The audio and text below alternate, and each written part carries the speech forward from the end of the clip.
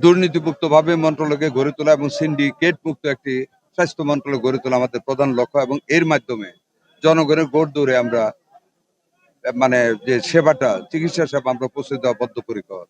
এটাতে আমরা এরকম একটা থিওরি আমরা করব, যেটা আমরা তত্ত্ব হিসেবে কাজ করবো। সেটা হলো জনগণ ডাক্তারের কাছে করবে না, ডাক্তার জনগণের কাছে করবে। অর্থাৎ আমরা চিকিৎসা সেবাটাকে মানুষের দোরগোড়ায় পৌঁছে দেব এবং সহজলভ্য করে তুলবো। আমরা পাবলিক হেলথের দিকে আমাদের সবচেয়ে দৃষ্টি নিবন্ধিত হবে, দুর্নীতিমুক্ত ভাবে এবং সার্বজনীন ভাবে একটা চিকিৎসা সেবা করার মন মানসিকতা নিয়ে আমরা সামনের দিকে এগিয়ে যাচ্ছি ইনশাল্লাহ।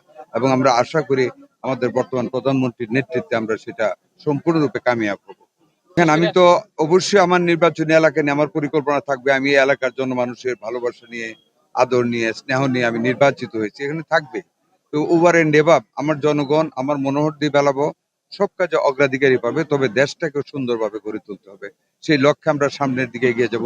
দেশ যখন সুন্দরভাবে গড়ে উঠবে, আমরা তখন আমার মনোহর দিয়ে বেলাবো সুন্দরভাবে গড়ে উঠবে।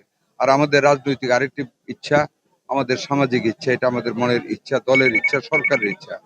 যারা আমাদেরকে ভোট দিয়েছে তাদের প্রতি আমাদের যেমন দায় রয়েছে, যারা আমাদেরকে ভোট দেয় নাই তাদের প্রতি সমভাবে আমাদের দায় রয়েছে। সকল প্রতিহিংসার ঊর্ধ্বে উঠে, সকল বিদ্বেষকে ভুলে গিয়ে, রাজনীতি কোনো কুচিন্তা বা অসৎ চিন্তা না করে আমরা সকল মানুষকে নিয়ে, মুক্তিযুদ্ধের পক্ষে সকল মানুষকে নিয়ে আমরা নতুন সমৃদ্ধশীল মুক্তিযুদ্ধের চেতনা ভিত্তিক একটি বাংলাদেশ গড়ে তুলবো ইনশাআল্লাহ।